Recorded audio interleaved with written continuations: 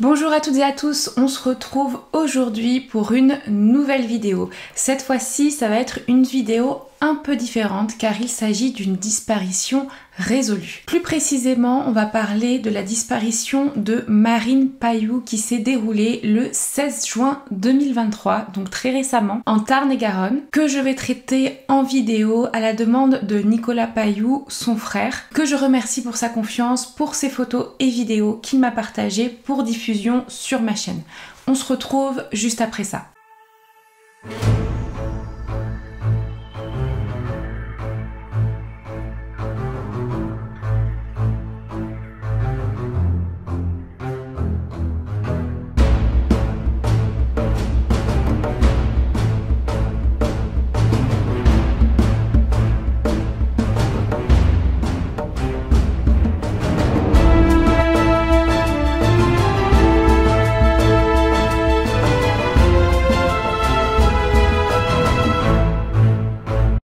Pour celles et ceux qui me suivent sur les différents réseaux, à savoir Twitch, effectivement, on avait parlé de cette disparition en live Twitch. C'était au moment où la disparition n'était pas encore résolue. Donc je vous donnerai plus de détails à la fin de la vidéo sur les éléments qui m'ont amené à la réaliser aujourd'hui, même s'il s'agit d'une disparition résolue.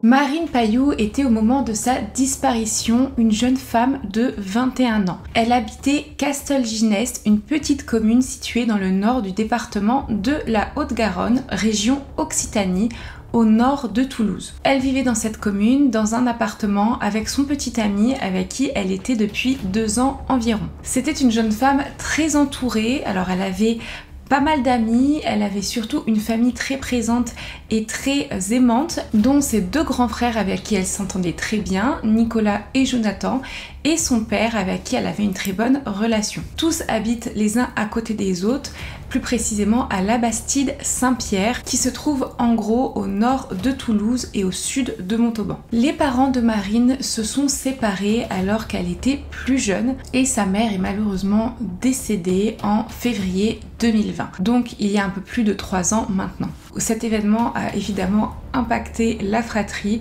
donc Marine et ses 2 frères. Ils ont été énormément affectés. Et en plus de cet événement, le père de Marine est malade. Marine travaille dans une maison de retraite depuis au moins janvier 2020. Cette dernière était très active sur les réseaux sociaux, plus précisément sur Facebook. Elle postait très régulièrement des citations par rapport à des moments de sa vie ou bien des photos accompagnées de ses amis, de sa famille ou de son petit copain. On peut remarquer cependant qu'elle était moins active depuis 2022 environ. Elle avait également 2 chiens, dont un qui malheureusement est décédé brusquement en avril 2020, juste après les avoir retrouvés alors qu'ils avaient tous 2 échappé à sa vigilance. À côté de ça, Marine aimait également les chevaux, on peut le voir à travers les posts Facebook, mais elle aimait également faire la fête avec ses amis et ses proches. D'ailleurs, on arrive le vendredi 16 juin 2023. Aucun nuage à l'horizon d'un premier abord.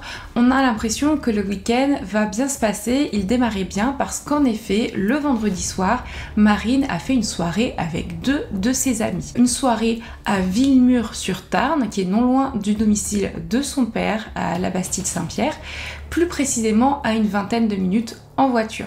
Elle fait la fête avec un dénommé Laurent, qui est un ami de la famille, et avec une amie à elle.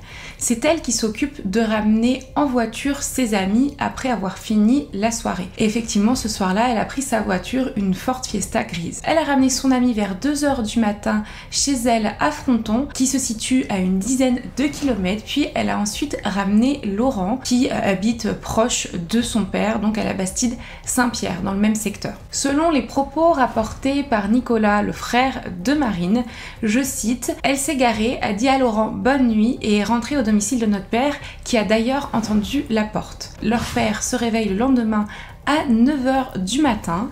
Il fait un tour rapide chez lui puis il se rend compte que la chambre de sa fille est vide, elle n'est pas là et il s'inquiète un petit peu parce qu'il voit que il n'y a plus beaucoup d'affaires dans sa chambre, qu'elle a dû partir avec. Elle serait donc repartie en pleine nuit ou très tôt le matin avec sa voiture, car en effet cette dernière n'est pas garée aux alentours. Le père va donc contacter Nicolas, qui lui à ce moment-là est à la plage pour voir s'il a des nouvelles de Marine et dire qu'il s'inquiète.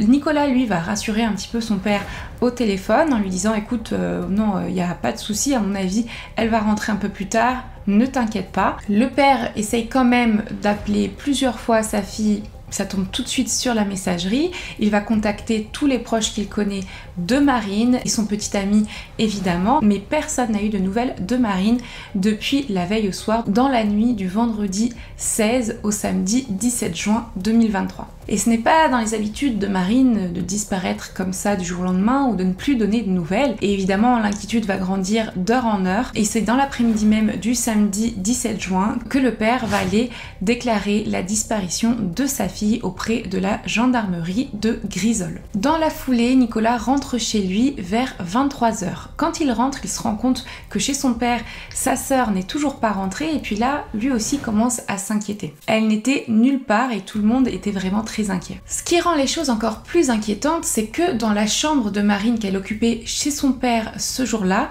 elle avait ramené des affaires, donc elle avait ramené 2 grandes valises d'affaires parce qu'elle avait décidé de prendre un peu de recul et de souffler. Donc elle ne vivait plus depuis quelques jours chez son petit copain, elle avait décidé de souffler en allant chez son père. Mais là, dans la chambre, on se rend compte qu'il n'y a plus aucune affaire de Marine, elle a embarqué ses 2 valises et elle a seulement laissé un manteau dans sa chambre. Donc là on se dit c'est un peu inquiétant, elle est partie mais peut-être elle avait tout simplement besoin de souffler. La Bastide Saint-Pierre c'est là où elle était chez mon papa actuellement quoi. Voilà. Passé quelques jours.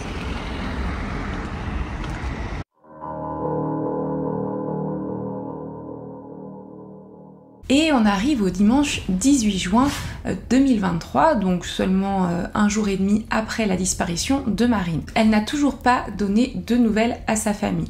Et c'est une famille qui est très proche. Donc évidemment, le dimanche 18 juin, c'est la fête des pères et il semble très étrange qu'elle n'ait pas contacté son père via un texto ou qu'elle ne réponde à personne. Et là, c'est de plus en plus inquiétant, surtout qu'on sait qu'elle est aussi impactée par la maladie de son père. Elle serait partie quelques jours, ça on le pensait au début, elle va revenir, mais là, à ce compte-là, non, elle a loupé la fête des pères, elle n'a pas donné de nouvelles, elle sait que notre papa a des problèmes de cœur, de poumons, d'oxygène et tout ça, et rien que pour pas l'inquiéter, elle aurait donné un signe de vie. Ce qui est très étrange, c'est qu'elle nous a pas donné de signe de vie. Rien que pour notre papa, c'est là qu'on s'inquiète beaucoup parce que ça lui ressemble pas. Ma sœur est très très famille et à ce niveau-là, ça lui ressemble pas du tout et nous avons très peur. Très vite, à ce moment-là, Nicolas décide de lancer un appel à témoins sur les réseaux sociaux, plus particulièrement sur Facebook, sur Instagram et ça a été relayé sur Twitter. Il prend également contact avec des médias nationaux qui vont de leur côté faire des articles et interviewer Nicolas pour médiatiser au plus grand nombre la disparition et peut-être que ça arrive aux oreilles de Marine ou aux oreilles de quelqu'un qui sait qu'elle a disparu pour au moins pouvoir rassurer derrière sa famille. Nous avons aussi, pour avoir un peu plus de chance, mis des affiches un peu partout dans le Grand Montauban, avec certaines personnes des réseaux sociaux aussi qui m'ont aidé à poster des affiches, donc il y en a à peu près partout dans le Grand Montauban du coup.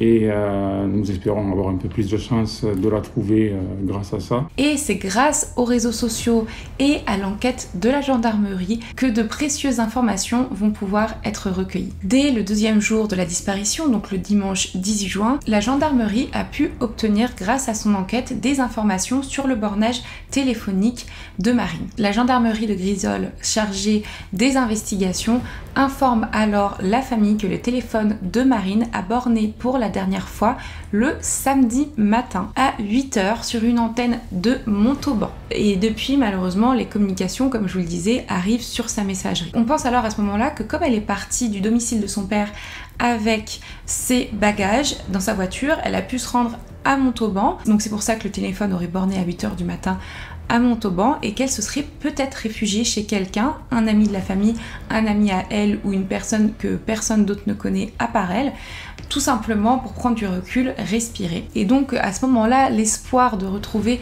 Marine saine et sauve est alors présent chez ses proches et même pour les enquêteurs. Les membres de sa famille et de ses amis ainsi que son petit ami profitent du partage en masse de l'avis de disparition de Marine sur Facebook pour lui faire parvenir des messages en commentaire, des messages de soutien public en lui disant qu'il n'y aura aucune conséquence si elle rentre. Il ne faut pas qu'elle ait peur de se faire réprimander ou juste d'avoir des jugements. Elle peut rentrer sans même avoir besoin de dire quoi que ce soit parce qu'à ce moment-là, ils ont vraiment l'espoir qu'elle soit chez quelqu'un et qu'elle puisse voir les avis de disparition qui la concernent. Malgré tout ça, on reste sans nouvelles de Marine pendant plusieurs jours. Et c'est 4 jours après la disparition, donc le mardi 20 juin, qu'une personne va contacter Nicolas, va lui laisser un message. Son témoignage a été d'une importance capitale dans le déroulé de l'enquête. En effet, Nicolas reçoit le message que je vais vous lire juste après, donc je vais citer: « Cette jeune fille, je l'ai vue avec sa voiture à la cour Saint-Pierre, samedi vers 10h30. Elle s'est installée à la terrasse du café, elle a bu un jus de fruits et un café. Ensuite, nous sommes partis manger au bord du canal, elle s'est garée pas loin de nous. J'ai même dit à mon amie, elle a un comportement bizarre, elle faisait des va-et-vient. Ensuite, elle a pris un sac en papier, elle est passée de l'autre côté et a longé le canal côté stade. Elle portait un jean et des baskets. » Ce témoignage semble très précis et très convaincant, surtout que la cour Saint-Pierre se trouve à une vingtaine de minutes du domicile de son père ou encore à 15 minutes de Montauban, lieu du dernier bornage du téléphone de Marine. En plus de cela, il est assez simple de repérer une jeune femme seule assez tôt un samedi matin à la terrasse d'un café dans une petite, mais vraiment toute petite commune, je crois qu'il y a environ 1000 habitants, alors qu'elle n'y habite pas et que tout le monde là-bas se connaît. Voilà, voici le café où elle a été retrouvée le matin qu'elle a été vue. Elle a pris un café et un jus d'orange. Voilà, c'est ici qu'elle s'est installée. Les gendarmes sont évidemment immédiatement alertés et sur place, ils repèrent très rapidement et facilement un véhicule gris garé dans une impasse au bord du canal de Montec, près de l'école. Il s'agit bien de la voiture de Marine. La voiture n'était pas cachée, elle était même garée comme prête à repartir sur la route. Une fois qu'elle a bu son jus d'orange et son café, elle a reposé tout au bar et elle est repartie de ce sens-là. Voilà, donc du coup elle a dû venir à pied ici, comme c'est pas loin de la voiture. Voilà, ça c'est le village de la cour Saint-Pierre, hein, je rappelle. Pas loin du canal où a été trouvée sa voiture. Donc c'est ici qu'a été retrouvée la voiture de ma soeur, à cet endroit exactement. Voilà. Elle était garée là, à côté des arbres, là, juste là. Dans le véhicule, aucune trace de Marine, aucune trace de son portable ni de son sac à main avec ses effets personnels dedans, mais par contre dans le coffre on retrouve les 2 valises que Marine a emportées de chez son père, avec toutes ses affaires dedans. Cette découverte est très étrange et encore plus inquiétante. En effet, je vous le disais, on pensait au départ que Marine était partie avec ses valises et qu'elle était allée chez quelqu'un, ou tout simplement qu'elle était partie en voiture quelque part pour souffler et revenir peut-être plus tard ou pas, on ne sait pas, mais en tout cas là on retrouve et la voiture et les 2 valises remplies de ses vêtements et de ses affaires. On commence à se dire que ça devient inquiétant. En effet, Marine avait le droit en tant que jeune majeure de disparaître sans donner aucune nouvelle et aucune information à sa famille pour remettre ses idées en ordre et en s'isolant de ses proches. Mais avec cette découverte, malheureusement, on pense que ce n'est pas possible. Le véhicule est donc saisi par la gendarmerie pour qu'ils puissent faire leurs analyses dessus, que ce soit des analyses d'empreintes ou tout simplement des analyses ADN. Tous les indices qui pourraient aider à la résolution de la disparition de Marine. Les enquêteurs ont également fouillé les réseaux sociaux de Marine, notamment pour Facebook. Ils ont relevé tous les historiques avec les adresses IP de connexion. Sa dernière connexion a eu lieu le samedi matin à 6h, juste après sa disparition. Ses comptes bancaires sont évidemment examinés et sont placés sous surveillance, comme sa ligne téléphonique. Aucun mouvement n'a été enregistré sur son compte bancaire depuis sa disparition à l'instar de sa ligne téléphonique. Ce qu'on remarque, c'est qu'il n'y a plus aucune trace de Marine à partir du samedi 17 juin 2023 dans la journée. À partir de ce jour-là, elle semble s'être évaporée. Au vu de la proximité avec le canal de Montec et le lieu de découverte de la voiture de Marine, on peut légitimement penser qu'elle a pu s'y noyer. En effet, un drame de ce genre avait déjà eu lieu dans le même canal, drame que Marine avait d'ailleurs relayé sur ses réseaux sociaux. Le groupement de gendarmerie de Tarn et Garonne a donc mis en place un important dispositif. Dès le mardi suivant sa disparition, donc le même jour de la découverte de la voiture, on a un hélicoptère, un drone ou encore un chien pisteur qui ont été déployés dans le secteur de Lacour Saint-Pierre pour tenter de retrouver la jeune femme. Malheureusement, sans succès. Les enquêteurs ont également fait appel à une équipe de plongeurs spécialisés qui ont sondé le canal de Montec, mais ça n'a également rien donné. Malheureusement, toutes les recherches terrain vont rester vaines. Un autre témoignage va arriver et va redistribuer toutes les cartes.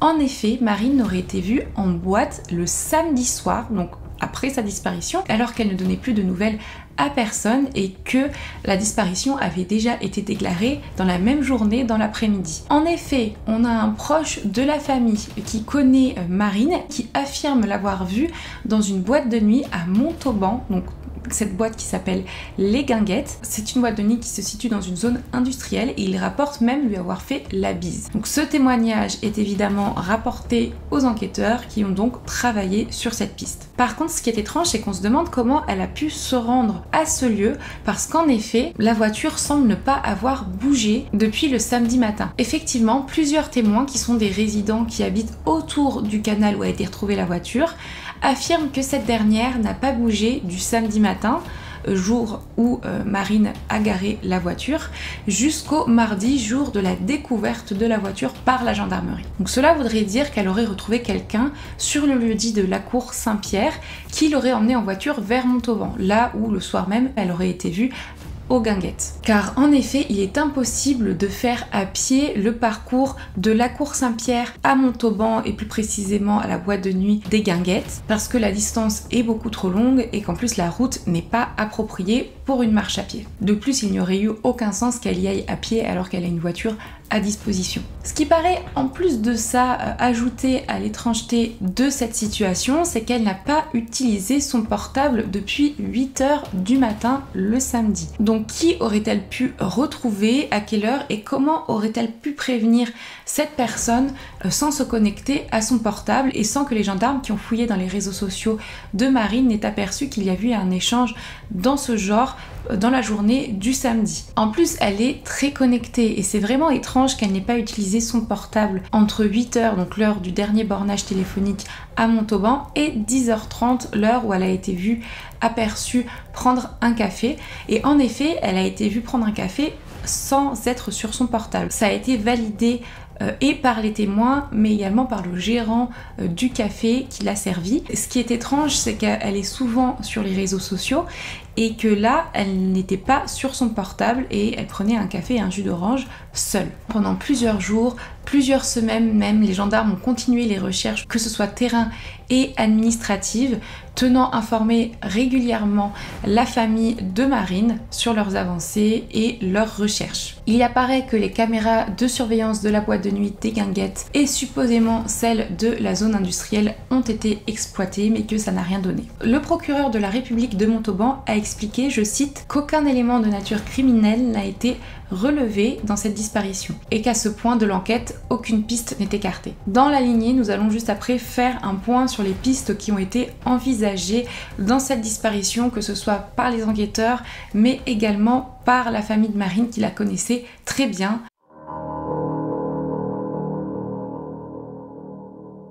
L'hypothèse qui a été en premier lieu évoquée est évidemment l'hypothèse du départ volontaire de Marine, partir pour prendre du recul sur sa vie parce qu'en ce moment elle se sentait pas bien.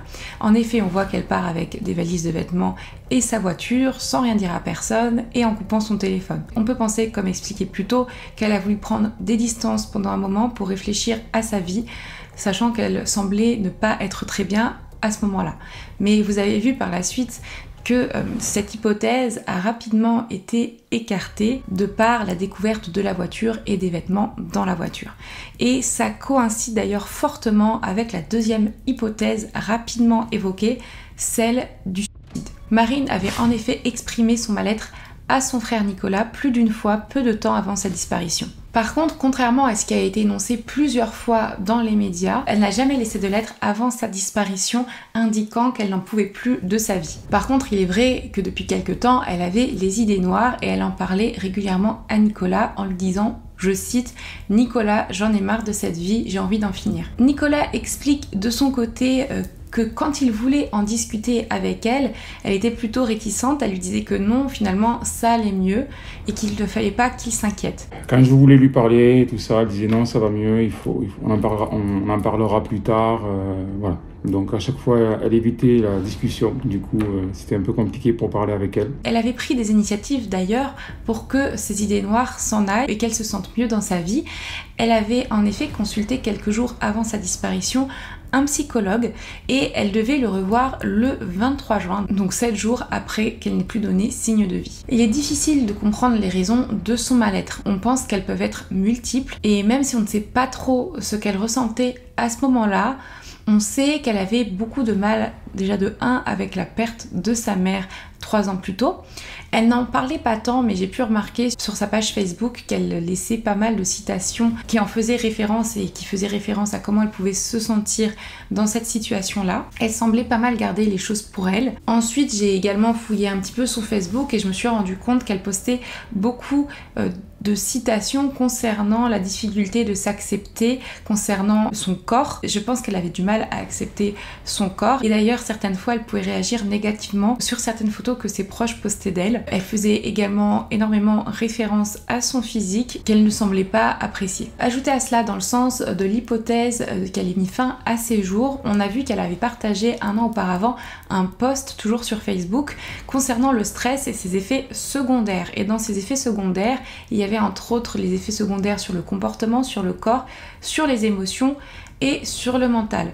Et il est vrai qu'on remarque une transformation physique assez flagrante depuis 2020, donc l'année du décès de sa mère. Et effectivement, on voit qu'elle a perdu énormément de poids en seulement 2 ans. Ça peut ne pas être dû à du stress ou à un effet secondaire ou à une dépression, mais ça peut également l'être. Enfin, par rapport à son petit ami, beaucoup de gens se posaient la question, est-ce qu'il était impliqué ou pas? En tout cas, comme je vous le disais, il semblait qu'elle avait quitté le domicile commun avec ses affaires pour dormir chez son père depuis quelque temps pour souffler un peu, comme elle l'avait dit à Nicolas. Mais il semble également que ça allait plutôt bien dans son couple, en tout cas de ce qu'elle laissait paraître, parce que on voit que la dernière photo de couverture qu'elle a postée sur Facebook le 11 juin 2023, soit moins d'1 semaine avant sa disparition, est une photo d'elle avec son petit ami avec comme légende 2 ans de bonheur. Il semblerait que le problème soit plus profond ou englobe plusieurs soucis dans sa vie qui ont fait qu'elle a pu tenir ce type de propos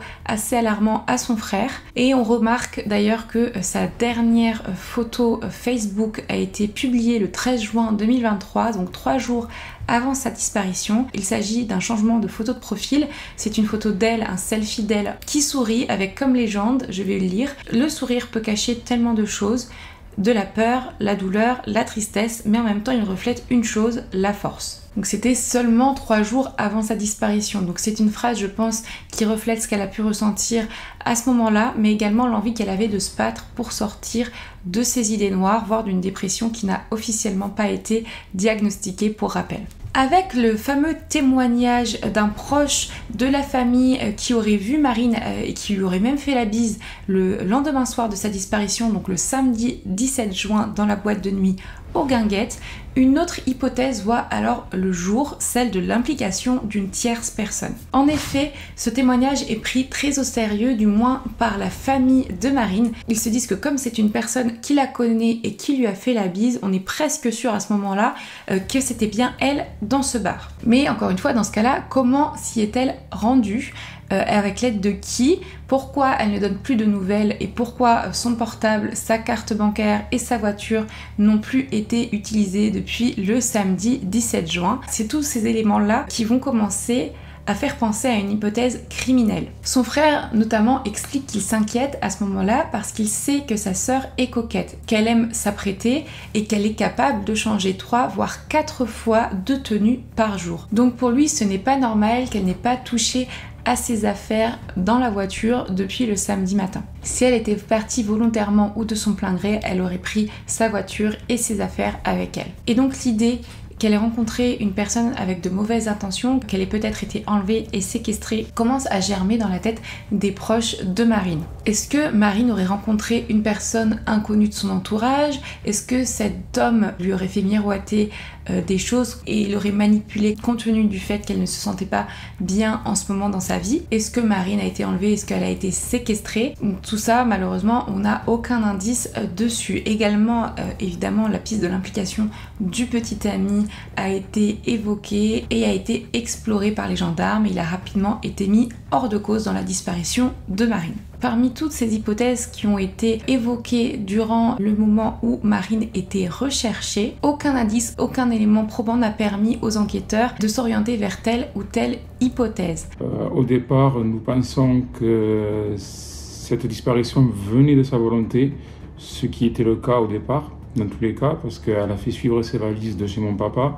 Donc du coup, au début, nous pensons que c'était de sa volonté, qu'elle voulait parce qu'elle avait quelques idées noires, enfin, elle m'a parlé depuis un petit moment, qu'elle n'était pas très bien dans sa peau, que nous avons peur, comme ces valises ont été retrouvées dans la voiture, nous avons peur que cette disparition ne vienne pas d'elle du coup, et qu'il s'est passé quelque chose entre-temps, qu'elle se soit fait enlever ou kidnapper, qu'elle soit dans un réseau surtout. Maintenant, on pense fortement à ça, qu'elle se soit fait embarquer dans un réseau de prostitution aussi. On pense à tout, à ce stade-là, on pense à tout. Et à mon avis, elle n'est pas seule. En tout cas, si elle a cette disparition, elle ne peut pas être seule, c'est pas possible. Elle ne peut pas être seule. Elle ne se cache pas toute seule, en tout cas. Si elle se cache ou si elle s'est fait embarquer par quelqu'un de malveillant, c'est fort possible aussi. Donc, du coup, elle est retenue contre son gré. Moi, en tout cas, je suis quasiment sûr, 90% qu'elle est retenue contre son gré. Voilà. C'est très, très compliqué pour dormir le soir. Moi, en tout cas, je ne dors pas. Je fais beaucoup de cauchemars. Du coup, là, je suis en arrêt de travail. Je ne travaille pas depuis un petit moment, du coup, parce que j'ai essayé de reprendre le boulot, mais je n'ai pas réussi à reprendre le boulot parce que je pensais à ça toute la journée.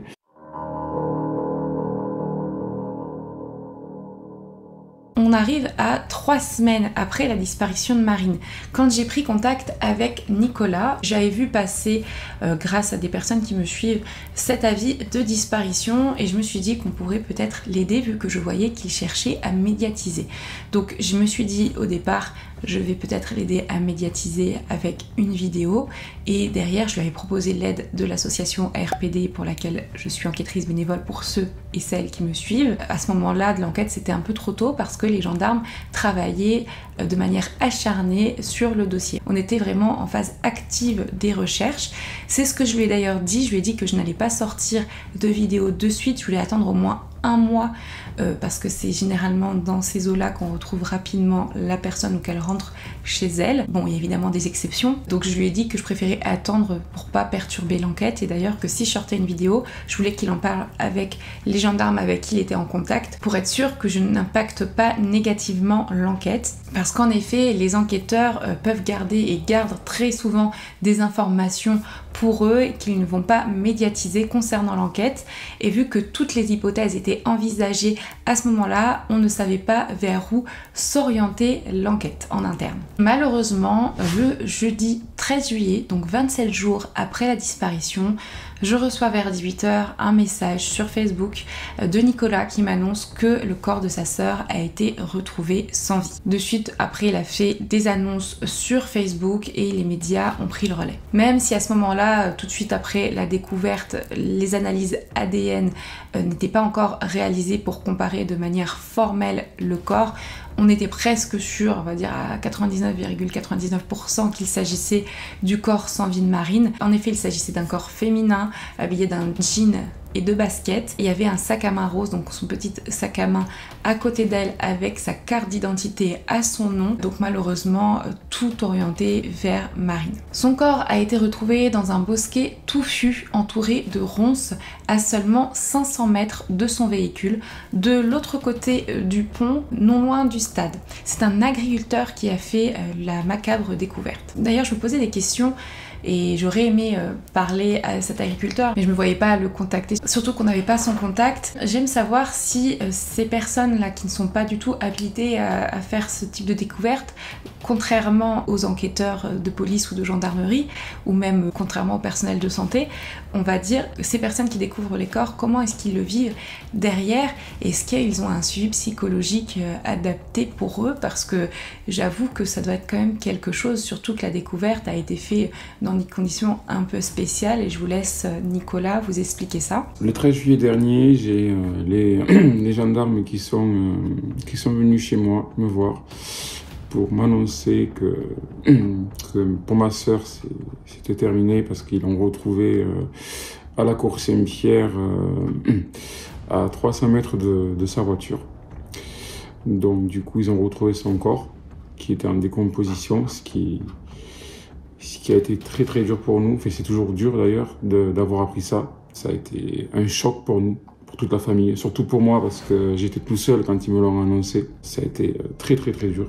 Une autopsie a été réalisée ainsi qu'une analyse toxicologique pour comprendre les causes de son décès. L'enquête étant en cours, on ne peut pas rapporter énormément de détails sur les résultats qui ont été transmis, mais j'ai eu plus d'informations là-dessus avec Nicolas et je le laisse également vous expliquer ce qu'il en est. On m'a téléphoné pour m'annoncer aussi que on ne pourra pas connaître la cause exacte de sa mort par rapport à l'autopsie parce que son corps est vraiment dans un état trop avancé. Ça va pas être possible. Il y a une analyse toxicologique qui va être faite quand même pour voir ce qui s'est passé parce qu'on a quand même retrouvé des cachets, une plaquette de cachets à côté de son corps, ce qui laisse penser qu'elle a mis fin à ses jours. Et c'est donc malheureusement la piste du suicide qui est privilégiée par les enquêteurs, selon les dires du procureur de la République de Montauban, mais également qui est privilégiée par sa famille. Et cette découverte macabre ainsi que cette hypothèse sont plus ou moins confirmées par les observations de la témoin, vous savez, celle qui avait dit voir le samedi matin Marine au café, puis ensuite faire des allers-retours étranges, marcher le long du canal et ensuite se diriger vers le stade. Des témoins qui l'ont vu sortir de sa voiture et courir avec un sac en papier, ce fameux sac en papier là, voilà. C'est ici qu'elle s'est installée, ma sœur aussi. Après avoir été au café, elle s'est installée sur cette table. Voilà, c'est là qu'elle a été vue aussi. Voilà. Et après, une fois qu'elle est sortie de cette table, elle avait un sac en papier et elle courait. Voilà. Apparemment, elle courait à cet endroit ici, là, partout. Et elle courait aussi à côté sur le pont là. Je vais te montrer. Voilà, c'est sur ce petit pont, elle a fait des va-et-vient des va-et-vient avec un sac et tout, ce qu'on ne comprenait pas. Voilà. Je rappelle que sa voiture était là, hein, ici. Voilà. Voici le fameux canal. C'est ici que les plongeurs ont fouillé le canal. Ils ont fouillé, ils ont mis des drones, des hélicoptères, les chiens pisteurs. Voilà. Donc, il y a aussi un petit témoignage qu'elle était assise là, à ce niveau-là, accroupie, toute seule. Personnellement, je suis sûr qu'elle a mis fin à ses jours parce que ça faisait plusieurs temps qu'elle avait ses idées noires quand même. Hein, voilà, ça faisait plusieurs moments, plusieurs mois qu'elle se plaignait. Elle me disait qu'elle en avait marre de vivre. Hein, elle me le disait, elle me l'a même écrit. Quand elle venait me voir, je voulais en discuter avec elle, mais elle me disait que ça allait mieux, tout ça. Donc du coup, on n'en a pas reparlé quoi. Après, à chaque fois que je voulais la revoir, elle me dit non, ça va mieux et tout. Mais bon, à chaque fois, ça rechutait. Elle faisait beaucoup de crises d'angoisse aussi, beaucoup. Enfin voilà, elle disait qu'elle se sentait pas bien dans sa peau et tout ça. Donc c'est pour ça que c'est quasiment sûr, c'est un suicide. En tout cas, voilà, ce décès, c'est de sa volonté dans tous les cas. Il semble peu probable, au vu de tous les éléments énoncés dans la vidéo, qu'une tierce personne soit impliquée directement dans ce décès et que cette personne ait pu déplacer le corps après le décès de Marine. De toute façon, la piste criminelle a été complètement écartée parce qu'elle a été retrouvée, dans un bosquet, voilà, à côté du stade. C'était le seul endroit qui était en retrait, assez isolé. C'est le seul endroit où elle pouvait être tranquille. Et elle a été retrouvée allongée sur le côté, recroquevillée, comme si elle dormait en fait. Voilà, elle a été retrouvée comme si elle dormait. Ce qui est sûr, c'est que ça a été certifié que son corps n'a pas pu être déplacé. Donc voilà. On rappelle que Marine a été aperçue marchant seule le long de ce canal avec un sac en papier à la main. On peut donc penser, mais cela ne reste que des suppositions, que le sac contenait des médicaments qu'elle aurait pu ingérer pour mettre fin à ses jours, ce qui nous fait penser à la plaquette de médicaments vides qui a été trouvée à côté de son corps. On ne sait pas ce qui est passé par l'esprit de Marine cette nuit-là et ce matin-là, pourquoi c'est ce soir-là qu'elle a décidé de mettre fin à ses jours, enfin plutôt le lendemain de cette soirée qu'elle a eue avec ses amis, soirée qui avait l'air de s'être bien déroulée pourtant.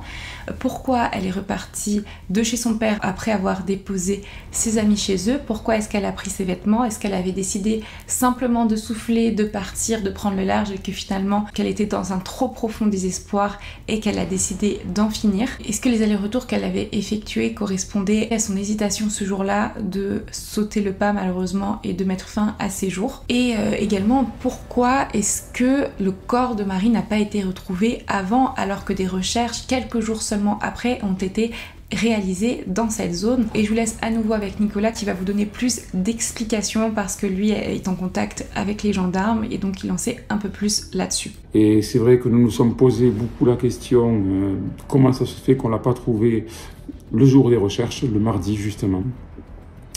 Voilà, les gendarmes m'ont expliqué que le chien avait vraiment pisté pas loin, effectivement, de là où elle a été trouvée, mais c'était un endroit pas accessible du chemin, en fait. Parce qu'il y a un chemin au bord du canal, et elle a fait tellement d'allers-retours, en fait, beaucoup d'allers-retours, que ça a faussé les pistes, on va dire. Le chien, ils ont fait que des allers-retours, et vraiment, pour accéder à ce bosquet, il fallait passer dans un champ, un chemin. Donc c'était très compliqué à trouver, voilà. C'est pour ça que, avec les Iveco, les drones, ils l'ont fait, mais bon, il y avait des arbres et tout, et voilà, c'était très compliqué à trouver, apparemment. Voilà. C'est pour ça qu'elle n'a pas été trouvée ce jour-là, mais voilà, c'est un paysan qui l'a retrouvée. Déjà que fin juin, il commençait à sentir des odeurs. Voilà, il pensait que c'était un animal, quoi, donc au début, il s'est pas trop inquiété, mais plus les jours passaient, plus ça sentait, donc du coup, il s'est posé des questions, il est allé voir, c'est là qu'il a retrouvé son corps. Voilà. Ça a été dur d'apprendre en fait que pendant tout ce temps, quasiment un mois, elle n'a pas bougé en fait. Elle était à cet endroit-là où les recherches ont été effectuées. C'est ça qu'on a eu du mal à avaler quand même, parce que c'est dur de savoir que elle était là, sur le sol, comme un animal, quoi. Enfin, c'est horrible, c'est très horrible. Parce que du coup, on ne pourra pas la voir, ma sœur, vu comme le corps n'est plus... On ne peut pas être vu, quoi. C'est horrible. C'est horrible pour nous de pas la revoir, du coup, de savoir qu'elle a été pendant un mois, avec les orages, la chaleur, un mois là, dans cette herbe. Enfin, c'est horrible pour nous. C'est très horrible. C'est très dur aussi. Aujourd'hui, je réalise cette vidéo parce que Nicolas a voulu rendre hommage à sa sœur partie bien trop tôt. Parce qu'en effet, j'avais décidé de ne pas la sortir parce que Marine avait été retrouvée, mais Nicolas est revenu vers moi pour que je réalise cette vidéo et pour que l'histoire de sa sœur soit connue. En tout cas, je comptais remercier Marine Bou pour son aide parce que dès le départ, en fait, elle voulait nous aider. C'est pour ça, elle m'a contacté, elle m'a dit « je vais t'aider ». C'était gentil de sa part d'ailleurs. Quand du coup, je lui ai annoncé qu'en fait, c'était terminé, quoi, il n'y avait plus de recherche à faire. J'ai quand même insisté pour qu'elle continue, enfin, qu'elle fasse sa vidéo comme d'habitude en fait, qu'elle ne change pas ses habitudes, qu'elle continue de faire sa vidéo. Comme ça me permet de mettre ce message pour ma sœur aussi, pour lui dire mes adieux à ma sœur. Voilà. De mon côté d'ailleurs, je profite de cette vidéo pour vous montrer à quel point il est compliqué de savoir ce qu'il s'est passé sans indice. En effet, pendant un moment, on était tous persuadés de la piste criminelle par rapport à ce témoin, cette personne qui connaissait Marine, qui disait l'avoir vue et lui avoir fait la bise le samedi soir aux Guinguettes. Donc ça a semé le doute dans l'esprit de tous. Cette personne finalement s'est très certainement trompée, peut-être qu'elle était alcoolisée, peut-être qu'elle a cru reconnaître Marine.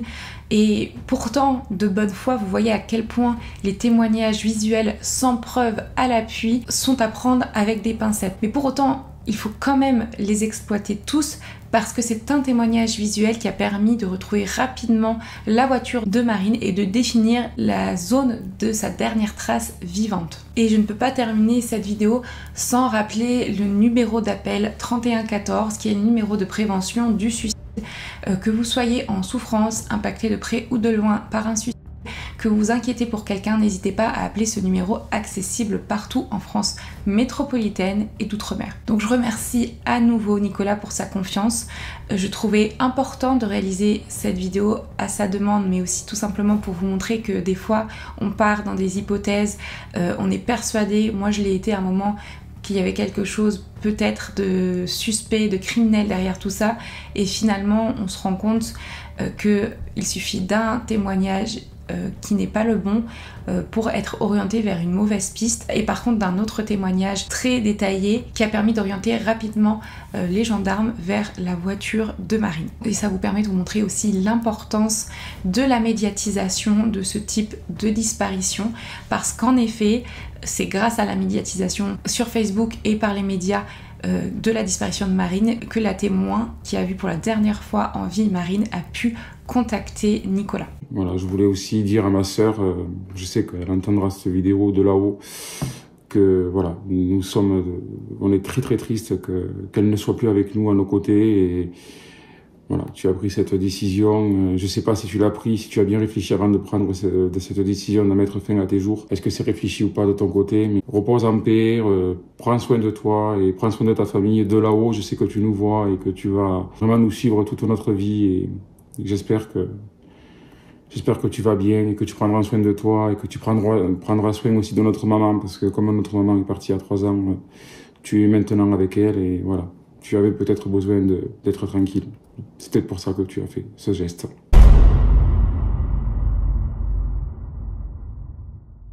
Merci à tous d'avoir suivi cette vidéo. On revient maintenant une fois par semaine. Mes vacances sont terminées pour réaliser encore plus de vidéos de disparition en accord avec les familles quand c'est possible.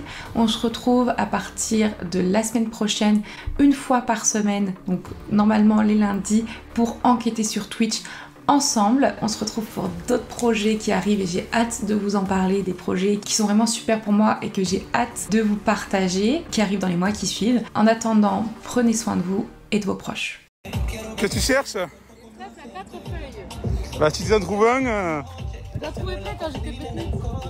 Trouve-en un, porte-moi du bonheur là. Ça n'a pas marché, j'en ai trouvé plein, mais ça n'a pas marché.